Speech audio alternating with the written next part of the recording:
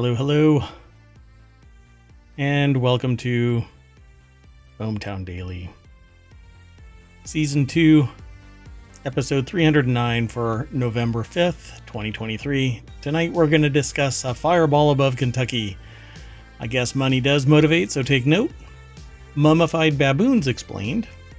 A PSA, 30,000 pounds of dinosaurs recall. Urban golf courses. Space trash salvage astronaut. I'll Never Forget You, a time travel movie. Just like AI results, it's a lot of BS. Sam Bankman-NoLongerFried. And the choreography of copyright. Next on ohmTown Daily.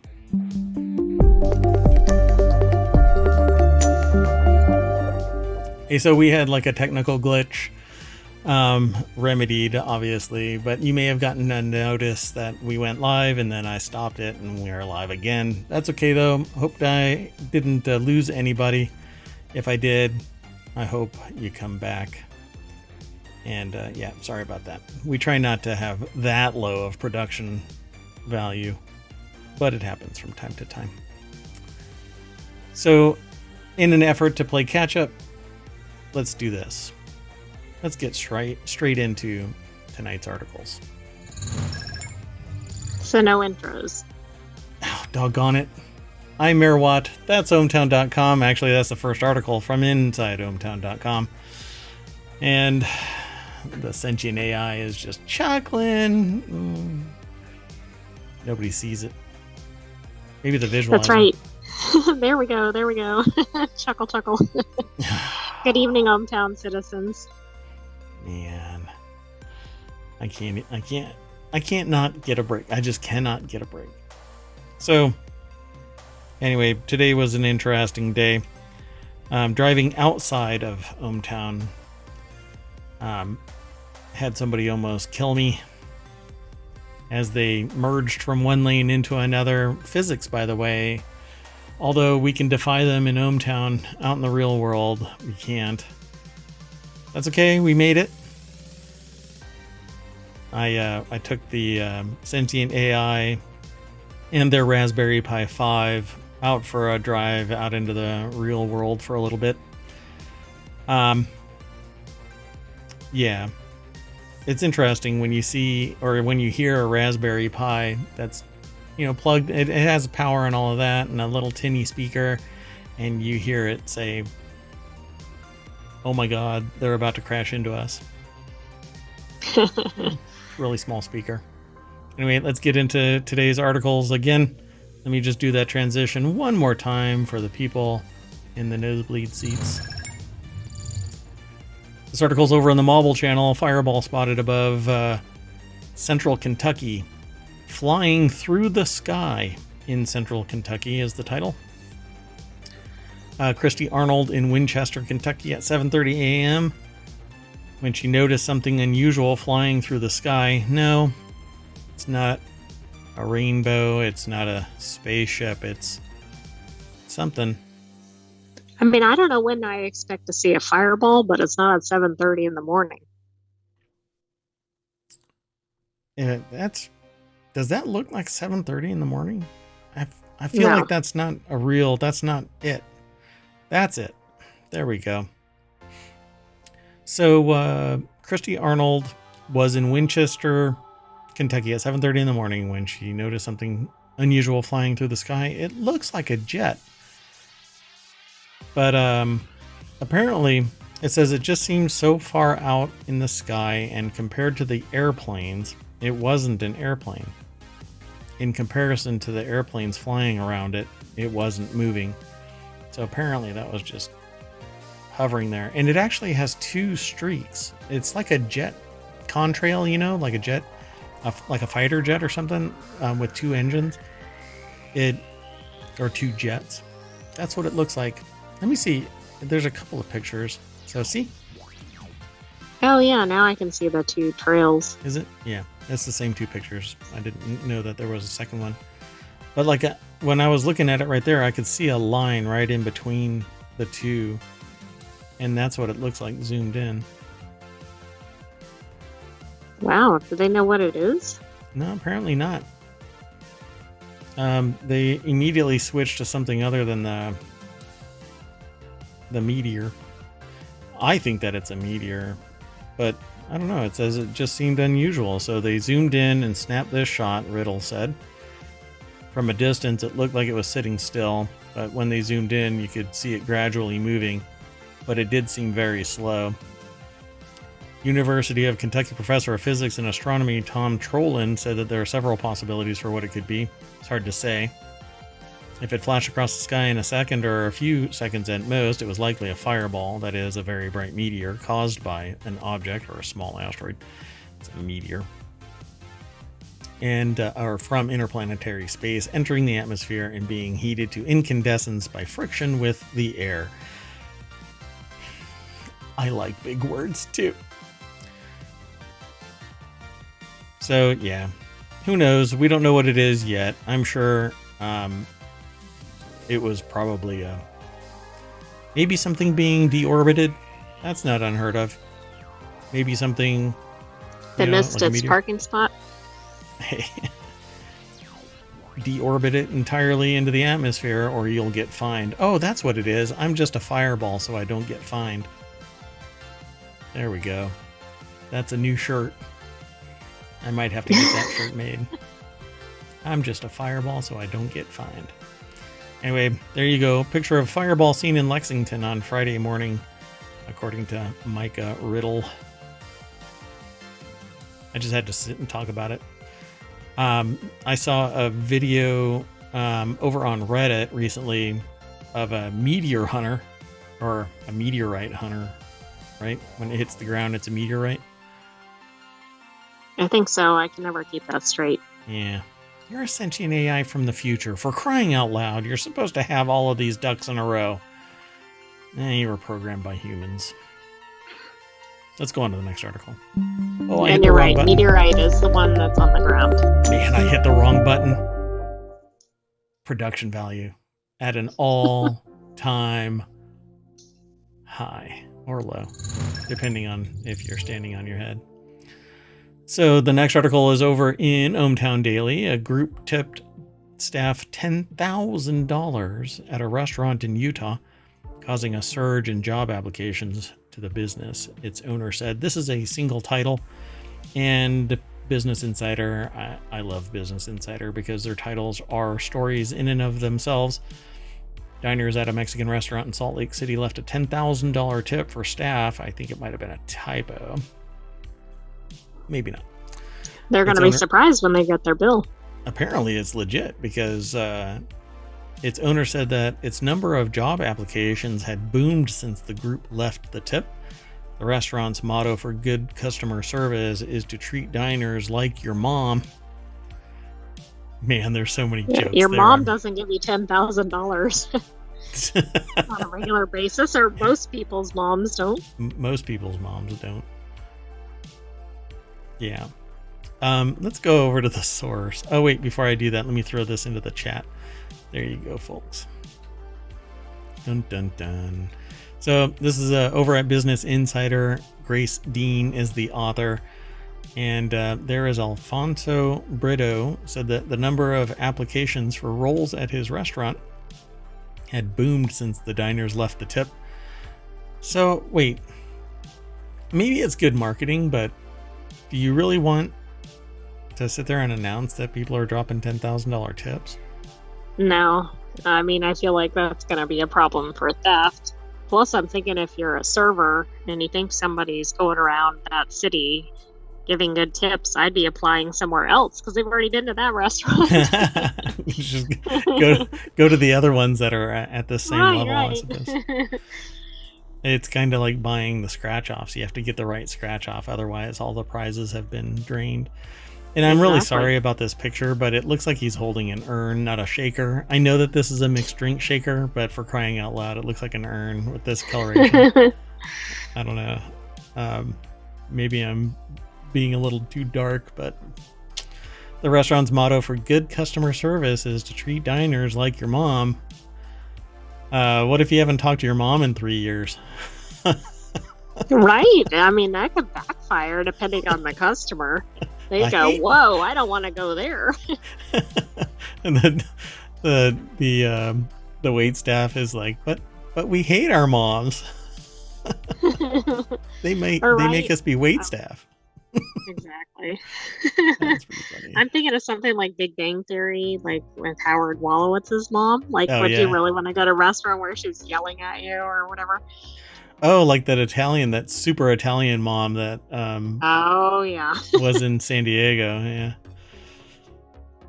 For those who aren't privy to this story, went to an Italian restaurant in Southern California, and there was it was an Italian restaurant. So the person that was covering our table was the daughter of the owner of the restaurant, and the owner of the restaurant was like hardcore Italian mom, and apparently was just lighting her up nonstop, saying that she was like dressed like a prostitute and wearing too much makeup and all of this stuff. And she told us at the table and taught us that we were butchering the Italian word bruschetta. Like, you're not supposed to say bruschetta, it's bruschetta, and you have to say bruschetta, hand gesture and everything. Otherwise she would run up and just Will Smith you. Just Oh, too soon. yeah, it was a great restaurant, but I don't want to dox anybody, so I'm just gonna drop that there. And so the regular customer and his friend tipped the staff at a Mexican restaurant in Salt Lake City $10,000. So a regular customer and his friends. That's kind of a soft doxing right there. Alfonso Brito, who owns the restaurant Monarca with his wife Claudia, told Insider that Michael McHenry, okay, they're doxing him totally. Oh, I didn't realize they gave the name. Like full on dropped him.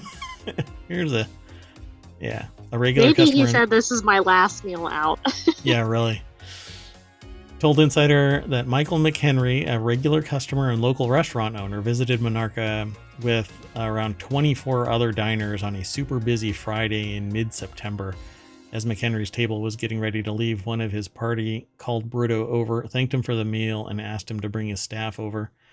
Brito said he brought a team of employees to the table, including the main cooks and sous chef, whom the diners thanked. And they just pulled out of his pocket $10,000 and they handed it over to Claudia, his wife, and me. All the staff members were super excited. And then he turned around and said, "You ain't getting none of this." Just kidding. I know. I was thinking, well, wait a second here. I'm outie. You're all fired. You gave it to me. No, Britta said that Monarca shared the tip among its staff, including giving $2,000 to the table server, as requested by the party. Rock on. That's very nice.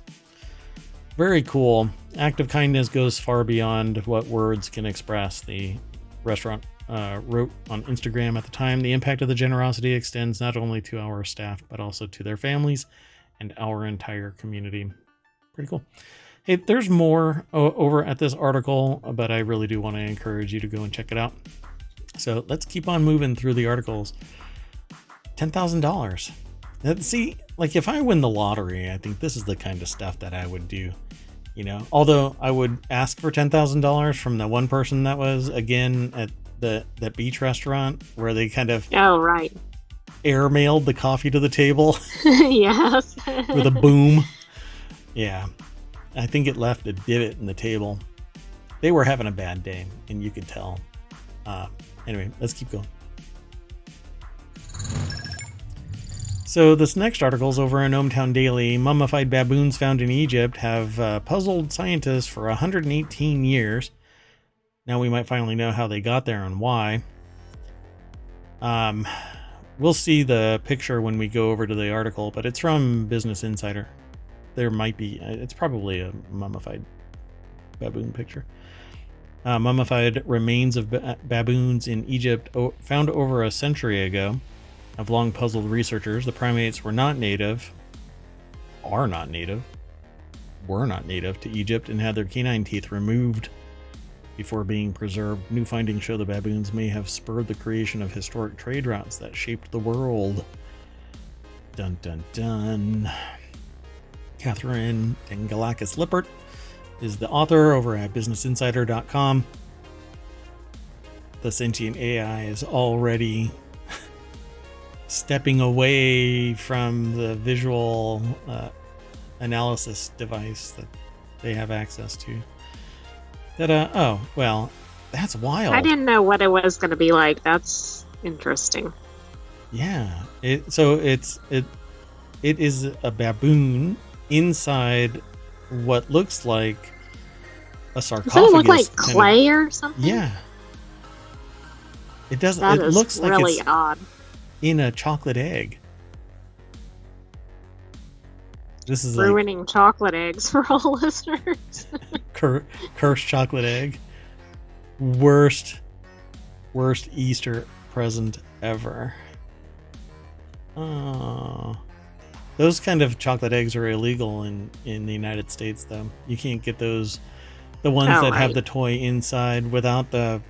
Now they have the chocolate on the outside, and then there's a big old container, honking container inside. Yeah, it's a separate container. It's not inside the chocolate. Yeah, this is like the old style eggs. Anyway, specimen EA6738, held by the British Museum. It's a skull of a mummified baboon recovered from Thebes, Egypt, and connected isotopically to Eritrea and Ethiopia and Somalia. So I guess that's some type of conjunction between different regions. All right. Anyway, new findings show the baboons may have spurred the creation of historic trade routes that shaped the world. Hey, I'll give you a baboon if you trade us these things over here. Yeah, I'm afraid to know what's being traded. Yeah, I don't know. It's interesting. In studying the curious creatures, researchers on the project also believe that they have revealed new evidence that Punt and Adulis, two legendary trading regions that shaped the world's economic and geopolitical structure, may have been the same place in the coastal region in Eritrea, separated by 1,000 years of history. Huh. Imagine that. We've been around for longer. The mummified Hamadryas baboons were found in 1905, eroding out of the Valley of the Monkeys, an archaeological site at Luxor's western bank of the Nile, known for its depictions of baboons on tomb walls discovered nearby. The creatures were missing their ferocious canine teeth, but unlike their mummified baboon specimens found in the same time frame, they were neither entombed with noblemen of the time nor found in great catacombs, raising questions for decades about how they got there and why. So I was looking up because I wasn't sure how far away Eritrea was from Egypt. It's a good distance based on current borders, though it's not extremely far. But anyway, I was curious to see how much land that covered. So estimate, how long would it take for me to get there from Egypt if I was in a Chinese surveillance balloon? Let's see here. Hold on. Give me just a second. I would say a few days. They did the math. Based on where it traveled in the United States. I was comparing the two map areas. That's a very rough estimate. Don't quote me on that. Too late. However, Cop's baboon was preserved long before the ancient city of Adulis flourished as a key trading center and port where animals like baboons and leopards were frequently bought and sold. I wonder how they know that. I feel like that wasn't done. Well, like they might have records, fossils in that area, or drawings. Fossils, no. Remains, yes. Fossils, no. I don't think that's how it works. That is not going to turn into a fossil in anything less than a couple million years. Well, that's true.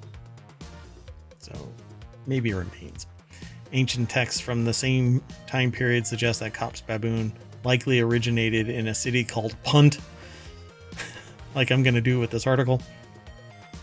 The exact location of Punt, Kopp told Insider, has long puzzled researchers due to references to a town being found in significant texts and artworks, but not found on existing maps. So the specimen we studied fits chronologically with the last known expeditions to Punt. It might be Punt. Geographically, however, it fits Adulis, a location that centuries later was known as a trading place, also for primates. We hypothesized that Punt and Adulis are two different names for the same place that were used at different points in time. Dun dun dun. Look at that time travel reference. Pesky baboons. Anthropologist Nathaniel Dominy from Dartmouth College, who collaborated with Kopp on the study, told Insider that baboons are often conspicuously missing from African artworks of the time due to their reputation as pests in the natural habitats but they hold special significance in Egypt. So apparently they were godly embodiments, but pests in southern Africa. Kind of interesting, right? I'm not quite sure how to reconcile that, but okay. Dominy said, for ancient Egyptians, baboons appear to have served a dual spiritual purpose. The creatures are often shown with their arms raised toward the sun and what he described as a posture of adoration toward the rising sun, the Egyptian god Ra. Maybe it's actually a representation of humans, reaching for the god of the time there. Kind of fascinating. Baboons were also frequently depicted as the physical embodiment of the god Thoth, the Egyptian moon deity, and the god associated with wisdom and war. Ah, yes, the wisdom of war. Right. Do those necessarily track? Cultural context? Yeah, sure. I don't know. I find it hard to... I guess those who survive war are wiser.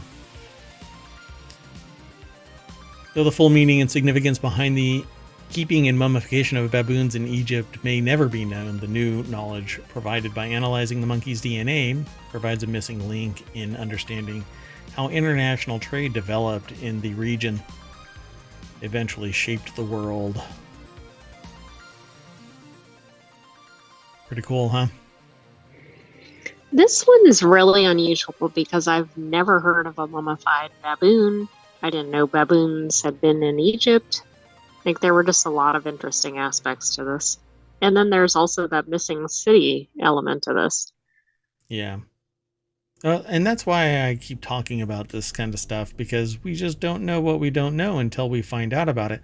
Can you imagine if this is true? It's basically overlapping. It's parallel construction of something where people were thinking that it's two separate entities. They're the same thing, but in different timelines. So not timelines, but different phases of time. So how much else is taken out of context to fit a particular narrative? Well, exactly. And if people started connecting the two locations, for instance, there have to be like a trade route between them, but maybe there was only one, or maybe they know a lot of information about one of the cities but not the other. So then they actually know much more about the other city. Yeah, they're going to have to piece it all back together. You got to get that murder board out and start running yarn all over the place. Put in the yarn. Exactly. Oh, so where are you? I'm in Punt. You mean... what was the other one? Licorice or something like that? Adulis. Adulis? Yeah, or Atlas. I'm not sure. That's okay, though. Let's keep going. We have a PSA for you all. Tyson is recalling nearly 30,000 pounds of its dinosaur-shaped nuggets. Okay, that's a major problem, because that is a major source of kid food. Yeah. Tyson, by the way, is just massive. And you can't go into a grocery store and buy nuggets without them being Tyson. So some consumers reported finding small metal pieces in their Tyson fully cooked fun nuggets, breaded shaped chicken patties, prompting the recall. they're fun because they've got metal shavings in it. Pardon? Tyson is, as I suspected, the largest chicken producer in the U.S. Oh, yeah. Yeah. Or largest poultry producer. Sorry. They've got a huge footprint. So Rebecca Cohen over at CNBC for NBC News put this article together. And let's see here. Oh, wait. Let me throw it into the chat real quick before I get too long in the baboon tooth. The recall is specifically for the 29-ounce plastic bags of the product officially called Fully Cooked Fun Nuggets Breaded Shaped Chicken Patties, the FSIS said in a release. That's the Food Safety and Inspection Service. They announced this yesterday, by the way. I don't know if there are lots, but it's covering distributors to Alabama, California, Illinois, Kentucky, Michigan, Ohio, Tennessee, Virginia, and Wisconsin. There was one minor oral injury, FSIS said, but no other reports of injuries or illnesses have been reported as a result of eating the nuggets. And they said, if you are keeping the bag of fun nuggets in the freezer, throw them out, and to avoid eating them. The bags of nuggets can also be returned to the place of purchase, FSIS said. But they don't have a freaking link to it, to the recall that's itself. not good. Why? What the hell? Let me see if it's on the main page of FDA. I don't see it. What a bummer. Anyway, I won't linger, but do a quick search, folks, for Tyson Foods Fun Nuggets recall, and it'll pull it up, I'm sure. I can't find it on FDA's site, by the way. Well, let me do this. Oh, it's because it's on probably a different FSIS. Yeah, exactly. So it is all over the place. And if you do a search for Tyson Fun Nuggets recall, one of the links that you'll get in short order is the TysonFoods.com link to limited amounts of Tyson brand frozen fully cooked blah blah blah is recalled, and further instructions directly from Tyson. So they'll probably just give you a coupon to go and get another bag. While we're on the topic of recalls, I also want to mention we had an article earlier this week about apple sauce packets, basically, and that has been expanded to 2 additional companies. So just check that out if that's something you buy. They're those pouches that are typically for toddlers, but adults use them too. Yeah, I don't want to talk about it. Just kidding. I don't need them. Okay, let's keep going. The next article, my goodness, the next article is over in ohmTown Daily. Urban golf courses are making housing more expensive and parks harder to access, and taxpayers are footing the bill. That's right. There's a picture of homes lining Harding Park Golf Course in San Francisco, California, a publicly owned municipal golf course owned by the city and county. See, now I understand why they are doing this, but I also have to disagree with it. Again, I'm conflicted because there's multiple aspects of this. Counties do this because it's going to attract people coming to play golf, as well as the people in the community that are going to play golf. They're going to spend money. It actually raises property values, but at the same time, it's, I think, needlessly constraining development for housing so that people have a place to live. And in a place where housing is at a premium, cost of living is extraordinary. My problem here now is this isn't a public park. It can't be built, and even if you do build it, it's going to be extraordinarily expensive unless the county sells this at a maximum rate. Absolutely. Well, plus golf courses, depending on the turf, etc., are also known for being water hogs. Yep. So that can be an issue. Private golf courses can be a problem because they're pricing out the very community, although this one was a municipal course, I believe. Right. Yeah, it is. So Eliza Relman over at BusinessInsider.com put this article together. Their takeaway here is urban golf courses are used by a fraction of the city residents, but take up a ton of space and resources. I agree. Many states subsidize golf courses with low property taxes, so non-golfers are footing the bill. I agree. Urban planners want to redevelop some courses into public green spaces and housing. Public green spaces, I would agree with. Adding the housing, though, I have a problem in that the rate, because of so much development already around it, this is going to demand, because the developers are going to demand a higher return on their investment. So they're going to sit there and go, we're going to jack the prices up wildly. So what is the cost benefit there? If only a certain few can make a purchase and the public land is going to be converted into private profit, you're really taking away a public resource that's been managed either publicly or privately with funding from public sources. You're taking it away entirely.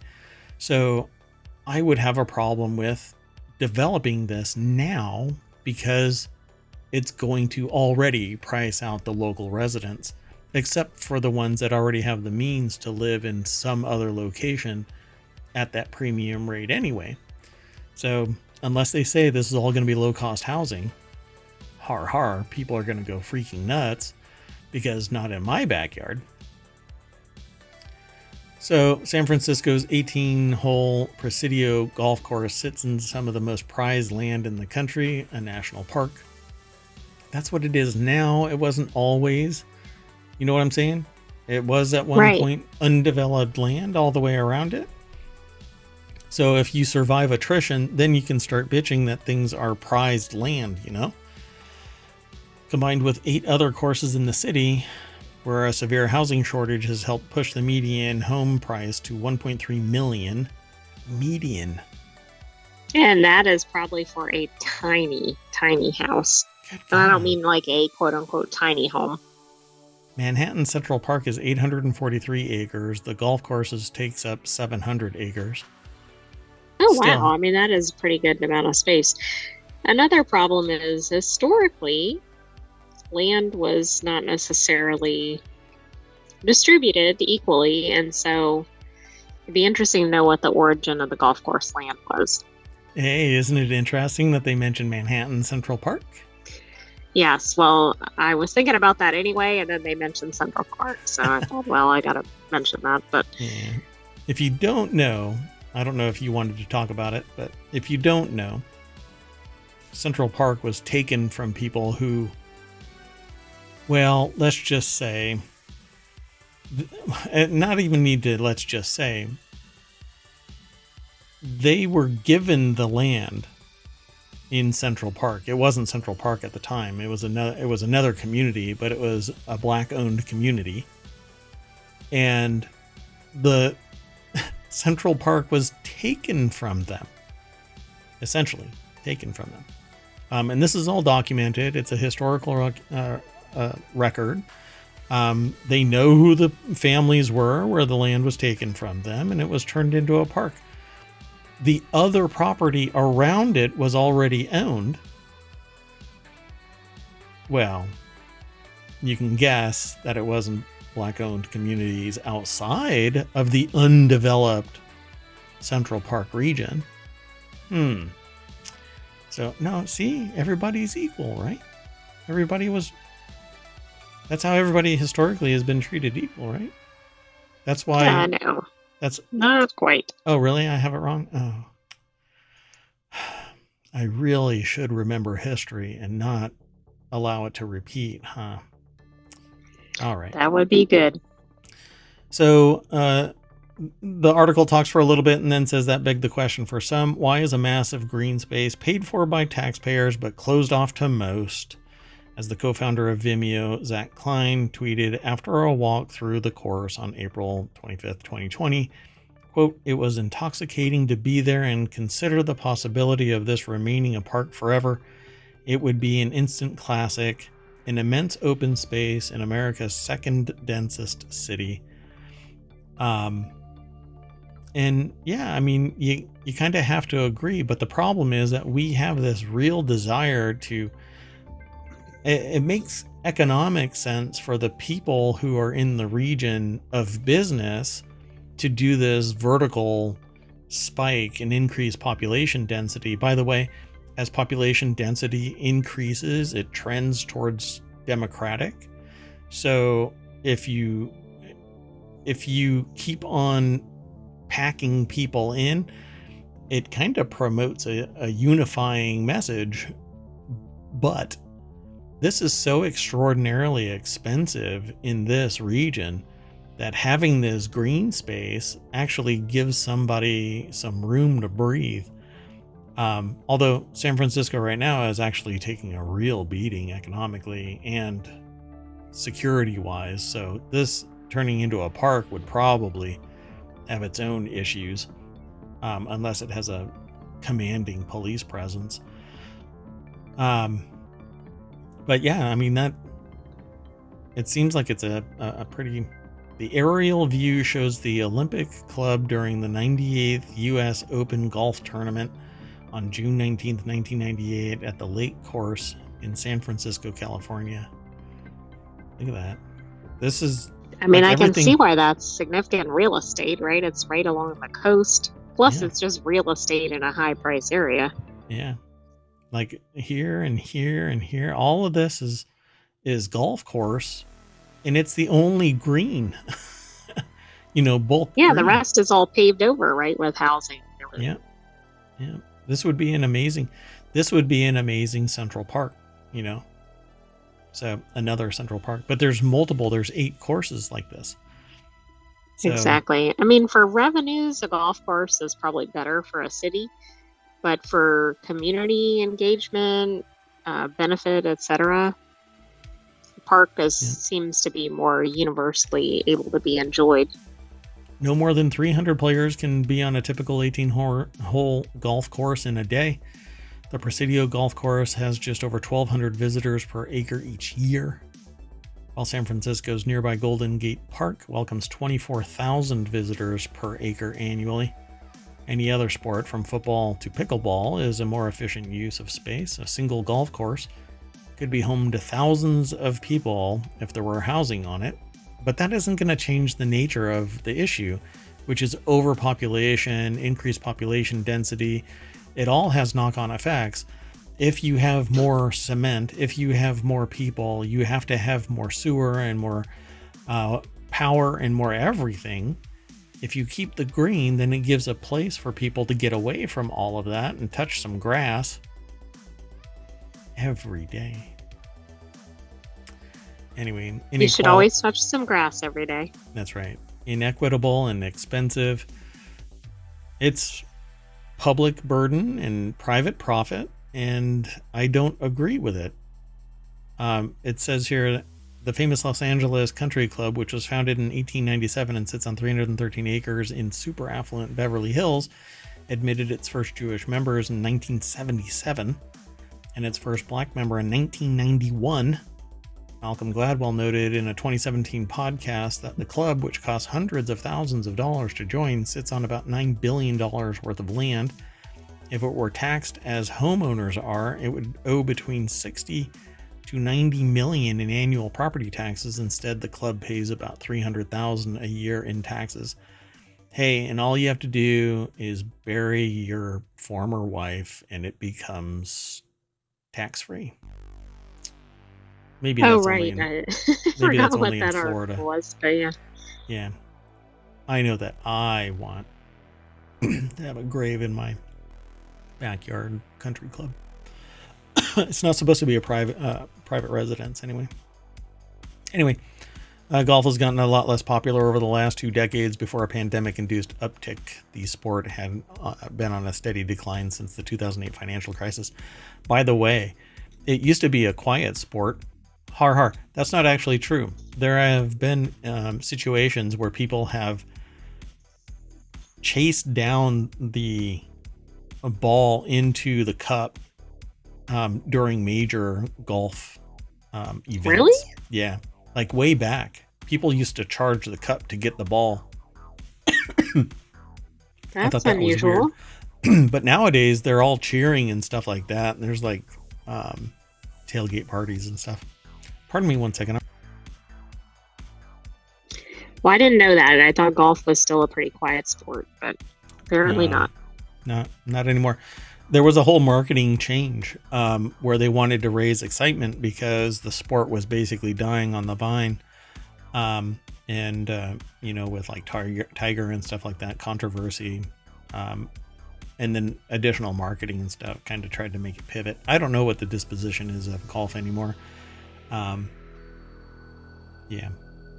Anyway, there's a whole lot more about this over at Business Insider, so follow that link through ohmTown. Check it out. We kind of gave you a quick rundown of it, but there is minutia within it that you may get something out of. The next article is over on the Warcrafters channel. Here's a game where you are an underpaid astronaut salvaging space trash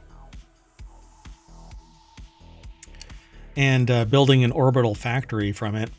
I don't know what's going on, but my throat is getting itchy. A third-person open-world survival craft-em-up about underpaid space workers will release this week in Space Trash Scavenger.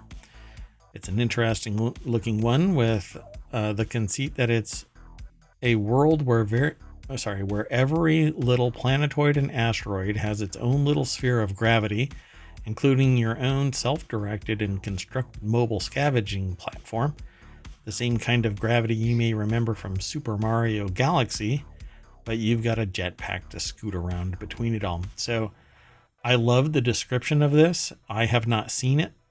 It's a PCGamer.com article. Jonathan Bolding put the article together, and it's got a deck statement. Don't worry, you get a don't worry though, you get commission.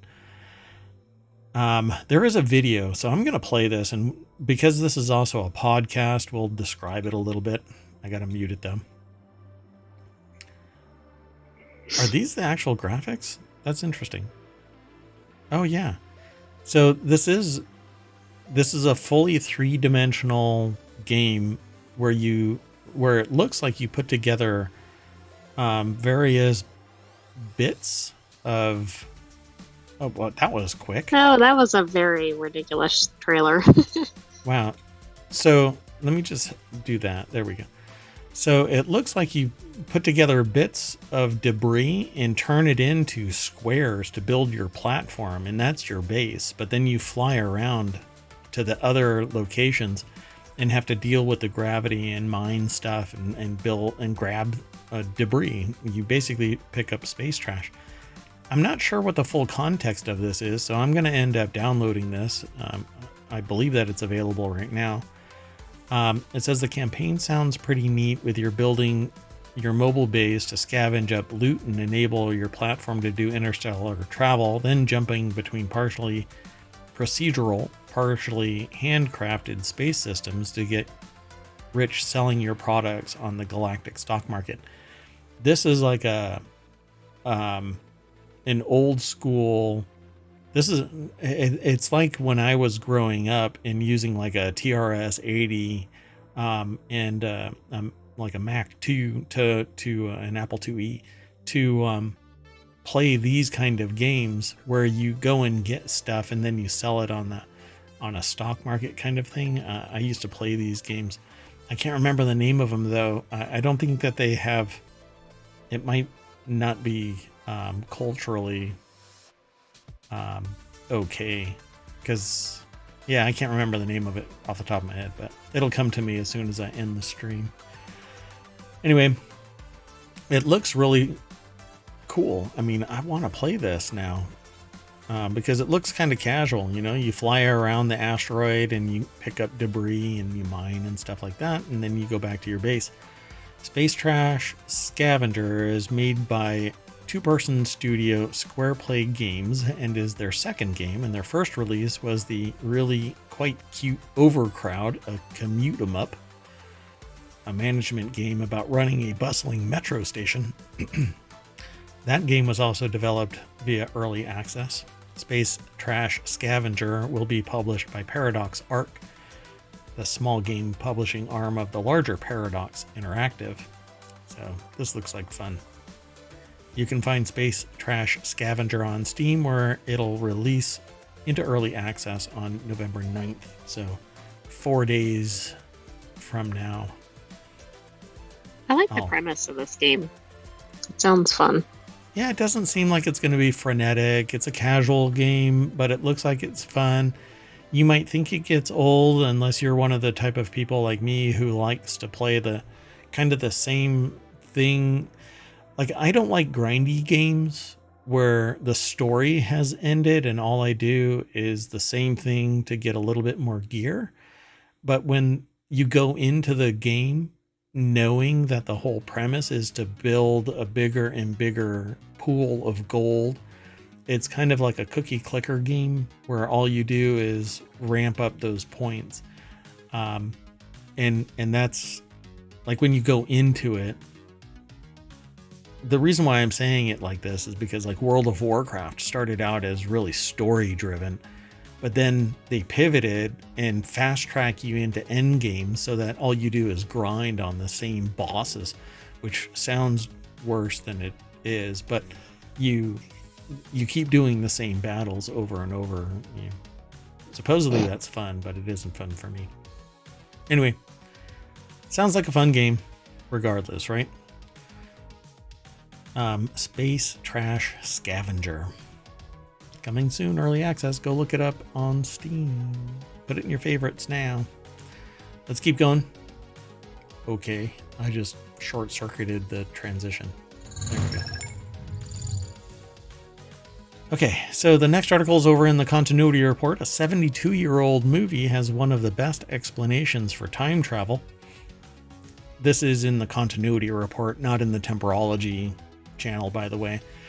Because it's a movie and it's not necessarily... I can copy it into Temporology as well, but for now, we'll just leave it here.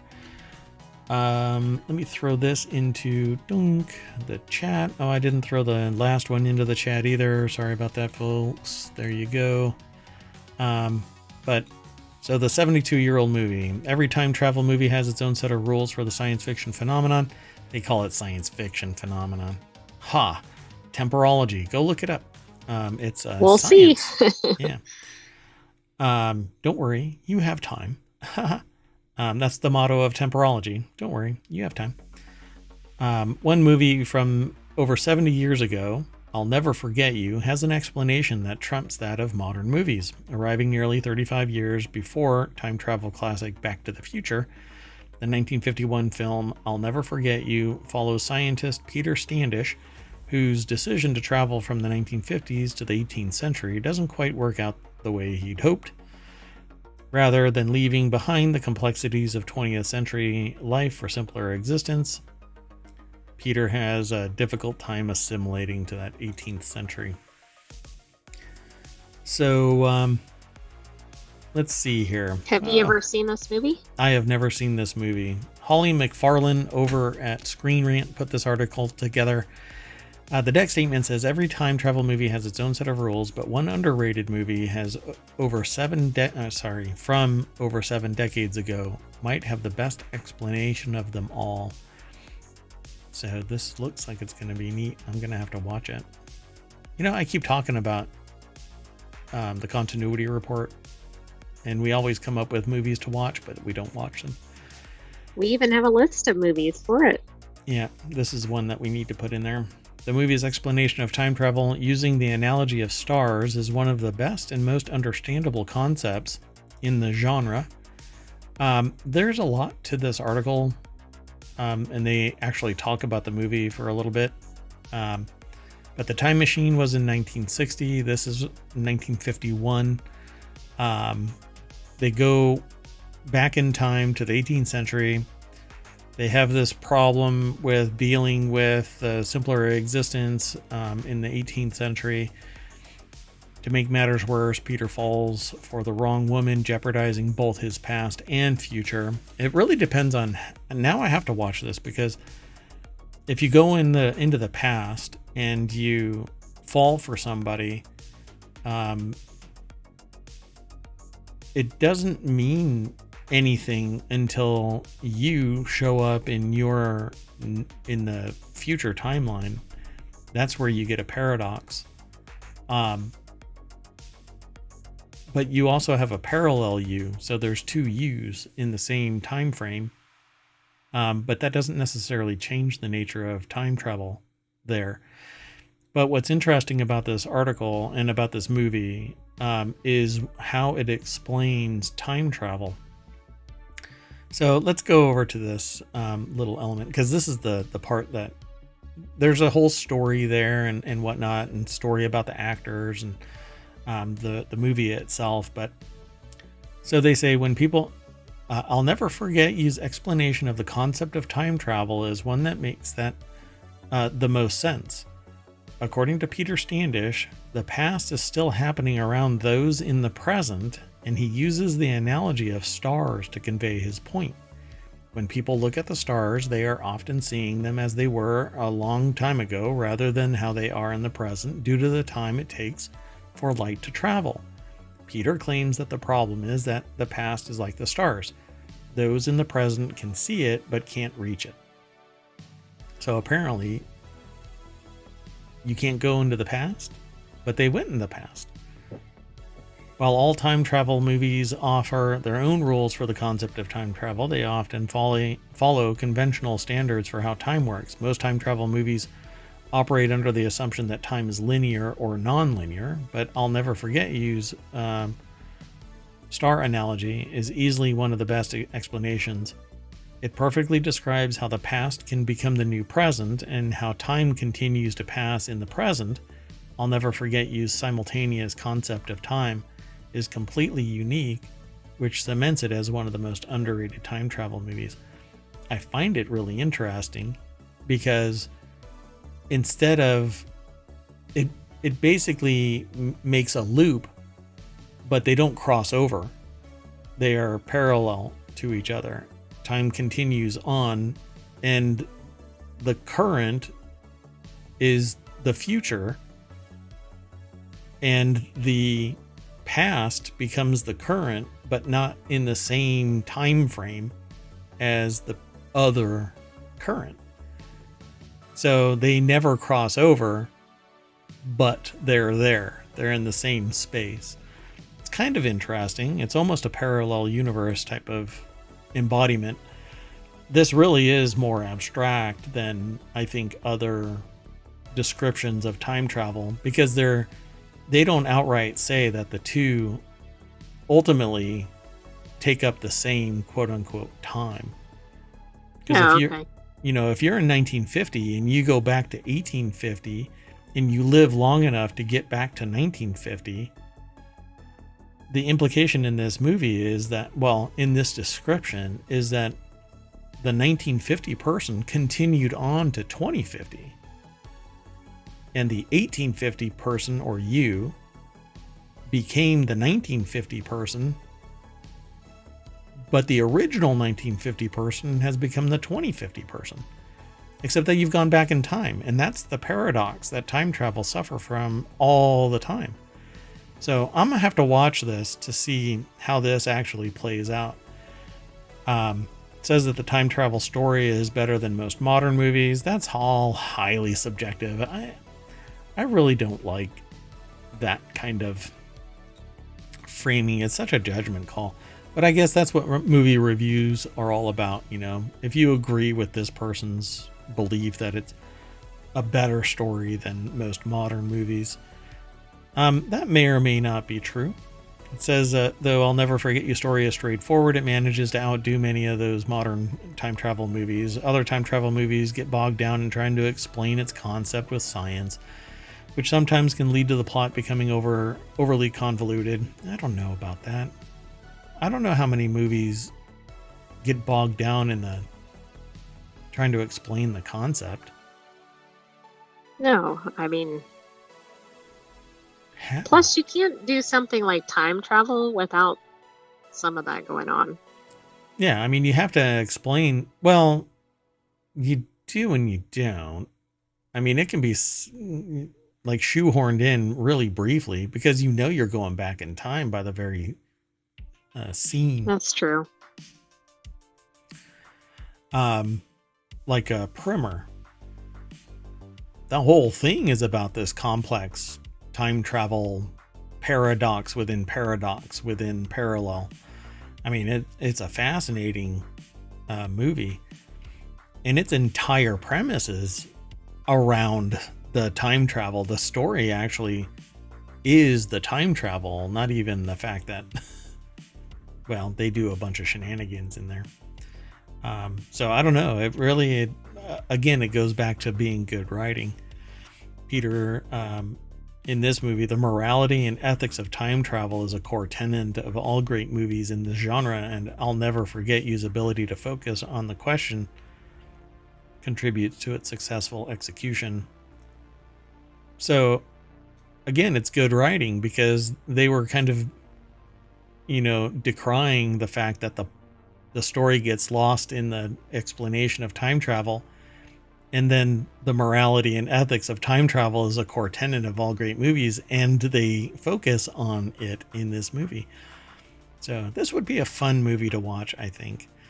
And I find it fascinating that it's from when? 1951. It's 70 years ago. Yeah, 1951. They say arriving nearly 35 years before time travel classic Back to the Future. Yeah, I don't know. There were other movies, The Time Machine, for instance. Well, I agree. I mean, while in modern times, Back to the Future is probably the best known. It's certainly not the first. Yeah. And I don't know, time travel classic, it is, but I would say modern classic. Time Machine is probably the classic, at least until I'll Never Forget You is made mainstream. This article might actually, if more people read this article and then go and watch I'll Never Forget You, it might become classic as well, just kind of retroactively, kind of like a time machine. Maybe we can make it become famous again. Yeah. Pretty cool. I dig this. So we'll have to watch it. Okay, so let's keep going. We got a few more articles to go. This next article is over in ohmTown Daily. AI companies have all kinds of arguments against paying for copyrighted content. Y'all hear that music? All of a sudden, yes. It just went a little bonkers. The U.S. Copyright Office is taking public comment on potential new rules around generative AI's use of copyrighted materials, and the biggest AI companies in the world had plenty to say. The authors here at The Verge say they've collected the arguments from Meta, Google, Microsoft, Adobe, Hugging Face, Stability AI, and Anthropic, as well as a response from Apple that focused on copywriting AI written code. Find it pretty interesting. Wes Davis over at The Verge put the article together. The deck statement says the biggest companies in AI aren't interested in paying to use copyrighted material as training data, and here are the reasons why. Okay, sorry. Part of the deck statement, no shit news. Yeah. It's 7:02, folks, and we've hit this episode's no shit news. The biggest companies in AI aren't interested in paying to use copyrighted material. See, now if you use their copyrighted material, they will fire both cannons at you and just destroy you. $150,000 and up to 10 years in jail per instance, you bastard, for taking our billion-dollar business's copyrighted work and distributing it. But they will, like I think is happening with, I don't know, a certain somebody's new artificial intelligence business. will be utilizing all of the information in their somewhat newly acquired social network. But they paid for it, but they didn't pay you for it. They paid for it. Anyway, you're a bastard for taking copyrighted works, but they're okay with taking all of your copyrighted works. And by the way, if you're an artist, if you're a writer, and as we're about to find out, if you're a choreographer or anything else in the arts, your work already, it has a copyright already in its embodiment. Yeah, at point of creation. At the point of creation. The problem is that legally it has to be registered with the U.S. Copyright Office, or in some way you can argue your way in court that it is known and protected at this particular time frame. Well, that's where it's the, peeing for distance contest. You don't know if a court will agree with you, but if it's copyrighted and registered with the U.S. Copyright Office, copyrighted, then you have a point of time where your embodiment gets government agency protection. Now, the government isn't going to help you. They're going to just sit there and go, yeah, it's registered in a courtroom, and it'll be a civil lawsuit where you're going to sit there and have to tell them how much you've been harmed, and the court will decide to make you whole based on whatever information the people you're suing. Well, for you, if you sit there and say, well, it's $150,000 per instance and up to 10 years in jail, well, you can't put a company in jail. And all of these people in the C-suite are going to have so many attorneys, it's going to boggle your mind. So be ready. But at any rate, they don't mind taking your work. They have a problem with you taking their work. Exactly. It's very one-sided. So here are some snippets from, and they have each company, but I'm not going to go through each company. I'll just give you a couple.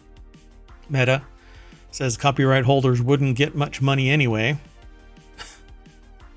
Well, that's a shitty thing to say. Well, then don't use my stuff. It has to not be worth much.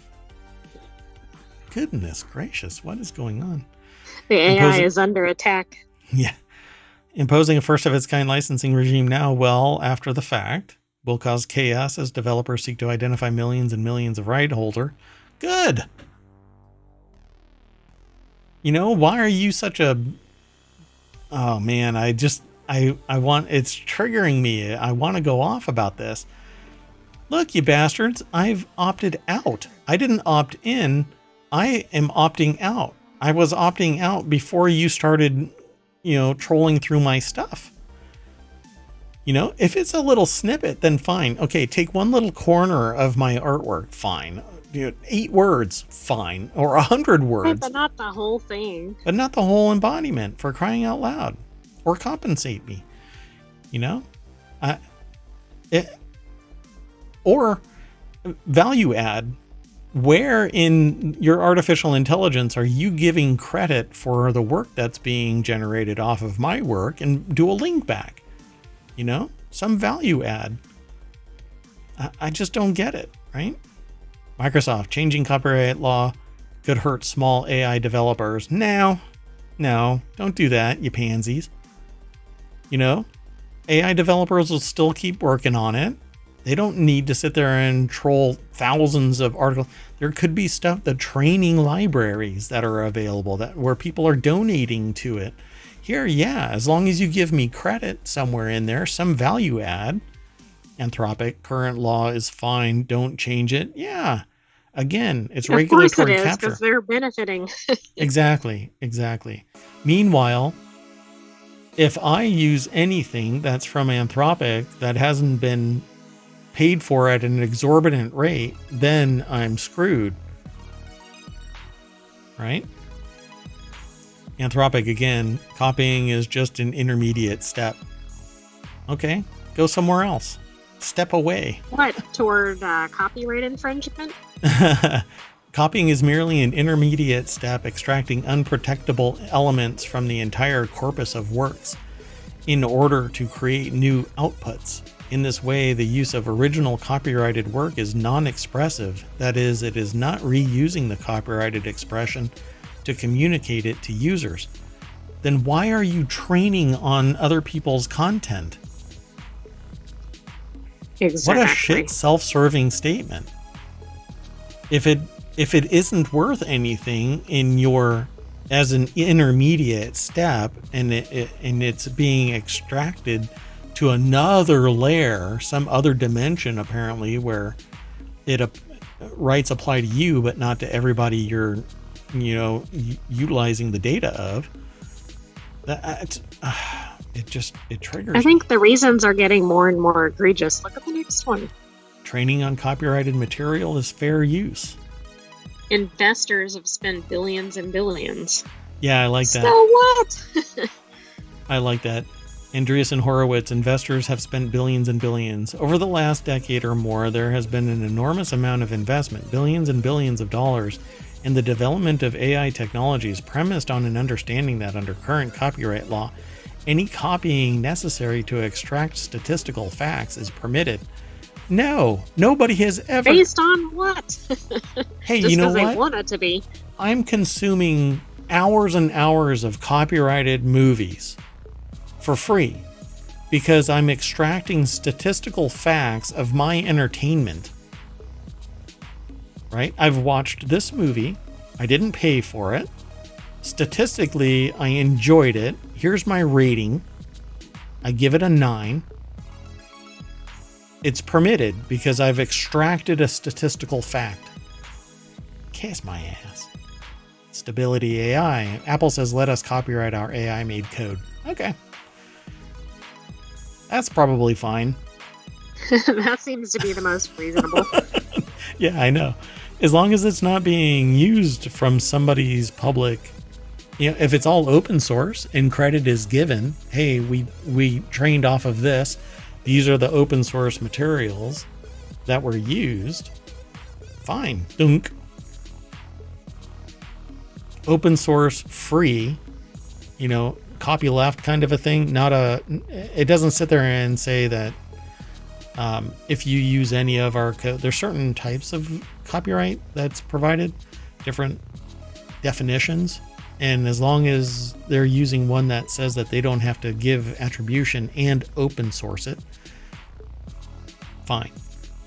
But if it says that it has to be open source, then anything that an AI generates that uses code that is copy protection that says you have to open source, make it freely available, then you have to make it freely available.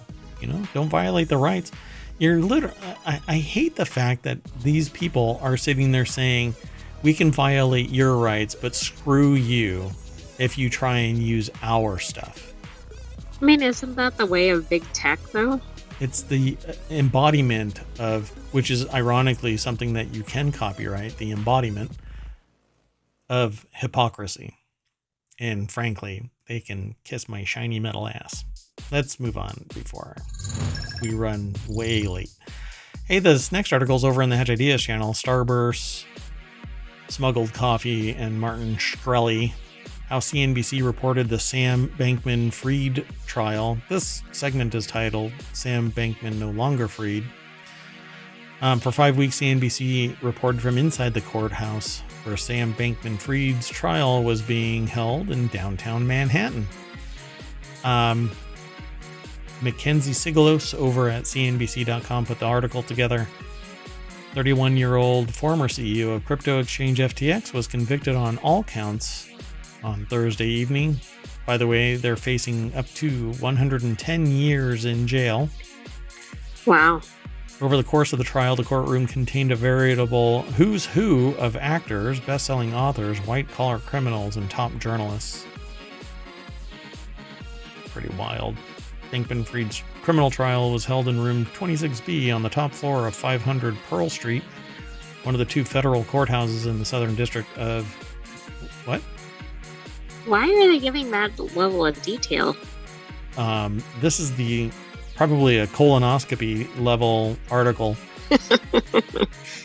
The building fast became the de facto headquarters for many journalists over the past 5 weeks, or last 5 weeks. Let's see. Let's see if we can run through and find something interesting. And perhaps second in importance only to pen and paper was an opaque water bottle that could hold coffee, tantamount to illicit contraband in the courthouse. Rumor had it that a spilled coffee resulted in a $100,000 expense to replace the portion of carpet affected by the mishap. Wow. As the days grew colder, it was essential to have a seat in a car to keep your fingers warm. What? Are you sitting on your hands? Every exit to file a report included another breakneck trip through security and a sort of run, rinse, repeat cycle. Security courtroom exit, photographer's car to file, back up through security over and over again. Running shoes were part of the daily uniform. No electronics inside the courthouse meant relying on a steady stash of notebooks, pens, and highlighters. A non-smart watch was another must-have, as we were easily hidden snacks like Starbursts and mini chocolate chip Cliff Bars. So you had to stash these things in your... I was going to say something about prison wallet, but you don't want to know. CNBC correspondent Mackenzie Siglos reporting on the Sam Bankman-Fried trial from outside the SDNY courthouse at 500 Pearl Street is photographed here, crushing it with a laptop on a park bench. That's dedication. You know, I mean, you have to really appreciate reporters. And I understand, you know, there are some people that abuse that whole reporter lifestyle, but we wouldn't know about anything if it not for reporters, because so many people would stifle so much. So I really do appreciate reporters and what they do. Yeah, they're like unsung heroes, I think. Yeah. You know, particularly investigative journalists who risk hide and hair. I'm telling you, one of the things that I tell people is that being a journalist does not afford you anything. You can sit there and go to a scene and quote unquote flash a badge of being a reporter, but it doesn't get you jack. You have no protections. You can be scooped up off the street and thrown in jail, and you can sit there and yell that you're a reporter for blah, blah, blah. And unless that organization comes and bails you out, you're in jail. You're in the clink until somebody processes you and lets you out, and somebody else pays your bail, or you pay bail somehow, or you have an attorney standing by. But you basically have to make your bones by getting articles published. So it's pretty fascinating. During the first week of the trial, Martin Shkreli, the so-called pharma bro, who was sent to federal prison for hiking the price of a life-saving drug by around 5,000% overnight, showed up to watch. Across multiple days of Bankman-Fried's trial. What is he looking for? Pointers? Wasn't he the one giving pointers to Bankman-Fried about being in prison, or am I mistaken? Oh, that might be true. Yeah, I think you're right. Yeah. Like, it was like, listen to rap music. Yeah, become It one was with really rap music. ridiculous Start stuff. to enjoy rap music. And don't try to jack up the price of something. I'm surprised that somebody in jail, you know, didn't sit there and beat the crap out of Martin Shkreli, because he's the reason why drugs went through the roof. And if somebody needed them and somebody else was in jail and the family member was like, hey, you know, the drug is, I'm surprised that he didn't get a fight. I don't know. Agreed. Yeah, I would hate being in prison. It would suck. You know, people sit there and complain about 9-to-5 job. I'm like, you know what? You want to know heartache? Pretty good in comparison to some other scenarios. Spend some time in jail. Lewis, whose book about Bankman-Fried and his inner circle was released on the first day of the trial, was often swarmed in the elevator and on breaks from testimony by other writers keen for a moment with the author. Then there was Ben McKenzie, an actor who first rose to stardom with his leading role in longtime show The O.C. McKenzie, who has had a lengthy acting career since, recently ventured into the world of crypto reporting with a book he co-wrote, Easy Money, Cryptocurrency, Casino Capitalism, and the Golden Age of Fraud. You know, every time I talk about something with crypto, it's never something light. You know, whenever there's a breach or some theft or of something, it's in the millions, hundreds of millions. Oh, and Sam Bankman-Fried's parents react to the verdict. Courtroom artists are all into themselves, man. They do some serious embodiment, you know, the looks that people are giving, they're so expressive. Exactly. You know? That's not just like a plain portrait. Yeah. That shows a lot. Yeah, it's pretty amazing.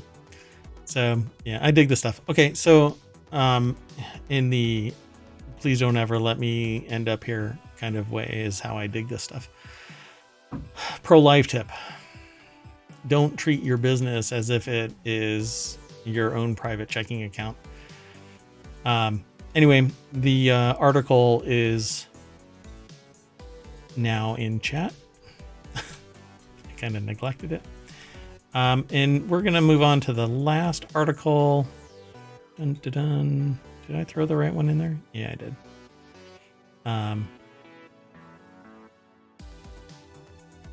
Doink. Sorry, I skipped it. Okay, so let's go on to the next and last article for tonight. It is over in the ohmTown Daily. The copyright fight over Fortnite dance moves is back on. This week, a panel of U.S. appeals court judges has renewed the legal battle over Fortnite dance moves by reversing the dismissal of a lawsuit filed last year by professional choreographer Kyle Hanagami against Epic Games. Billboard pointed out the opinion filed on the November 1st. I just sounded like my grandparents. On November 1st. The Twitter. On the Twitters. Can somebody fix my clock? It's just blinking 12. Where the U.S. Ninth Circuit Court of Appeals Judge Richard Baez wrote that even if individual elements of a dance can't be copyrighted, the arrangement can. And by the way, it can. So the embodiment, whatever the segment is, if they're, it's kind of like phonemes cannot be copyrighted.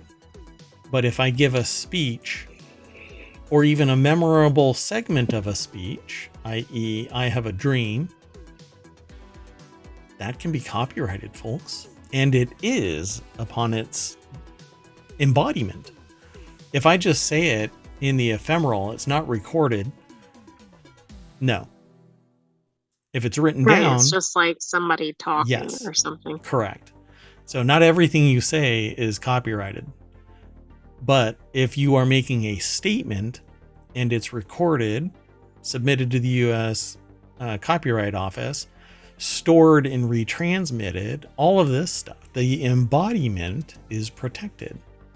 For example, your podcasts. Correct. But not my conversation about the podcasts afterward or, in a coffee shop. Right. But things like a speech can be copyrighted. And the choreography, the dance moves are the physical embodiment of a speech. So yes, they can be copyrighted. So the copyright fight over Fortnite dance moves is back on.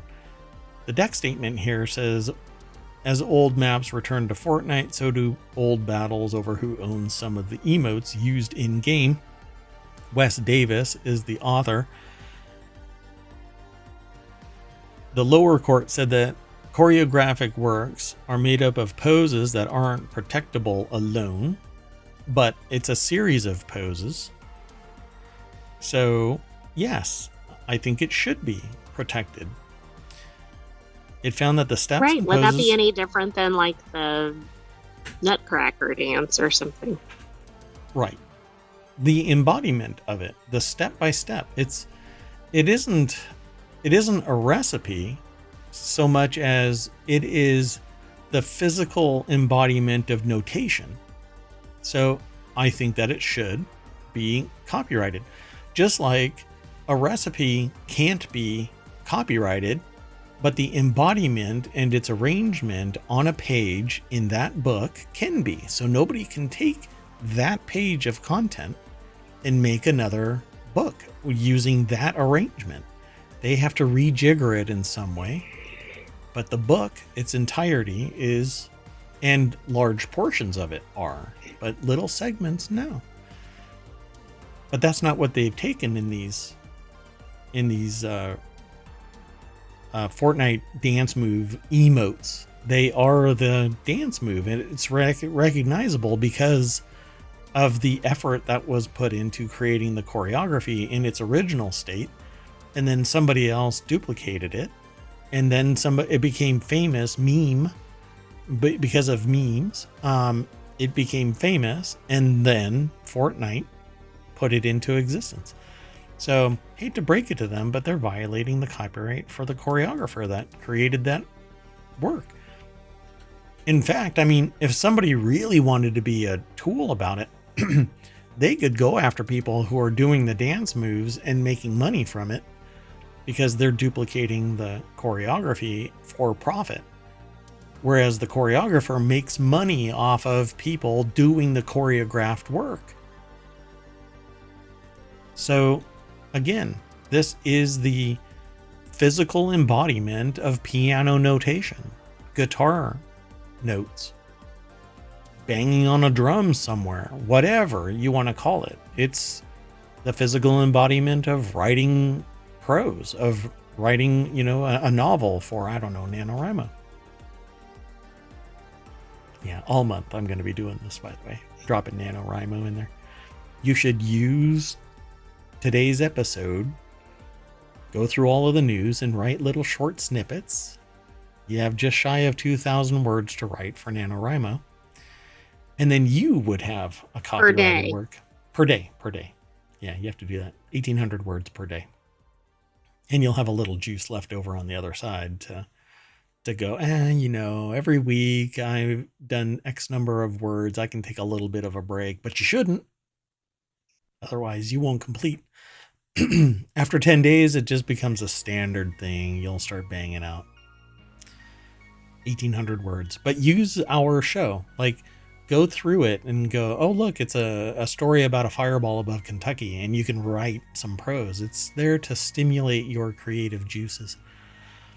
Anyway, the Ninth Circuit panel agreed with the lower court that choreography is composed of various elements that are unprotectable when viewed in isolation. However, Judge Richard Paez wrote this week that referring to portions of choreography as poses is like calling music just notes. Hey, I could be a judge. Damn it. I missed my calling.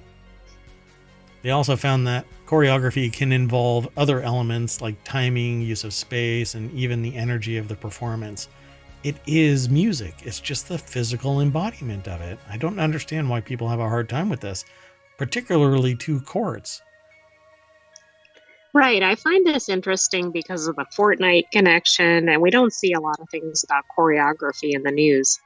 But when you think about it, it seems like the result is obvious here. So this is the emote.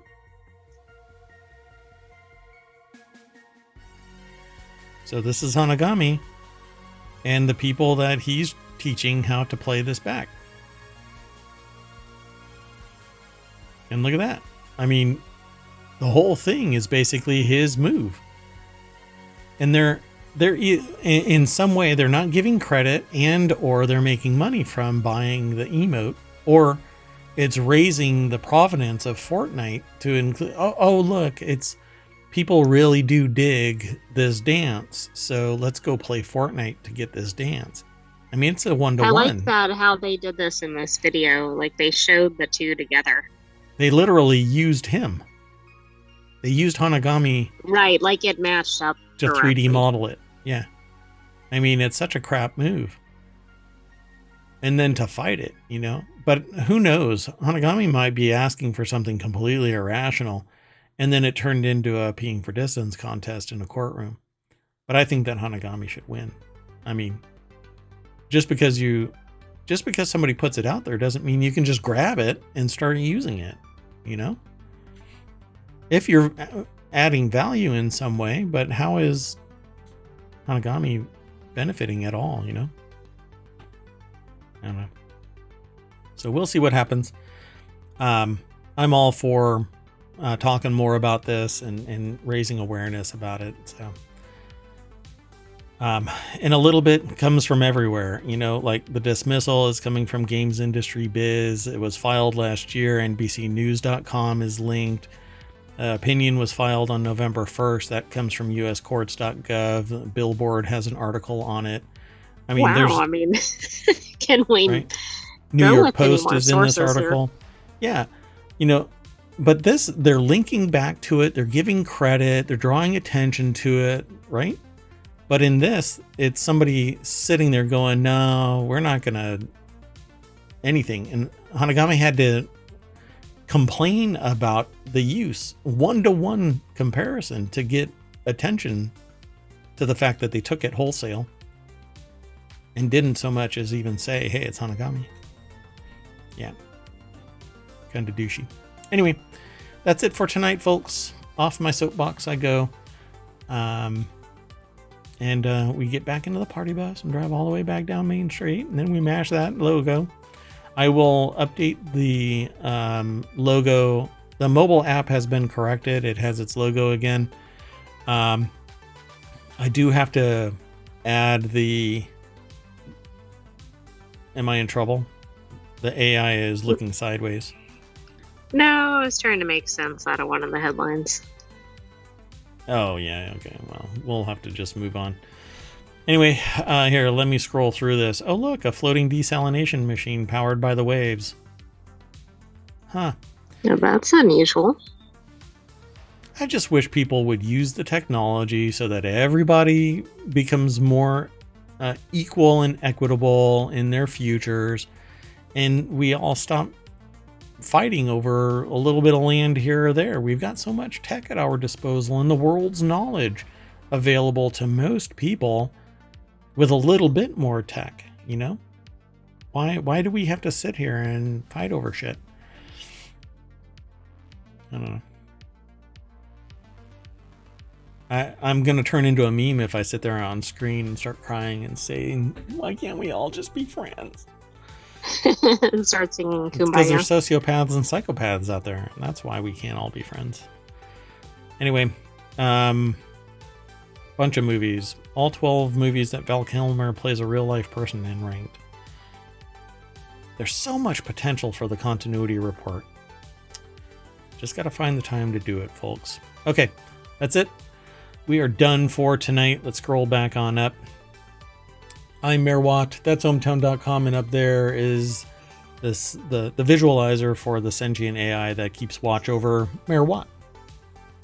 You want to say, Gute Nacht, schlaft gut, auf Wiedersehen. No? Oh boy. Good night, schlaft gut. I can't even do the rest of it. Auf Wiedersehen. We'll see you tomorrow at 8 p.m. Eastern. Oh, yeah. Monday through Friday, folks, 8 p.m. Saturday and Sunday, 6 p.m. We'll see you then. Bye-bye.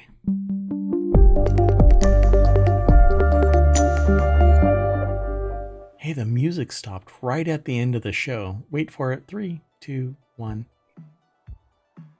Oh, look, it's back. See ya, everybody.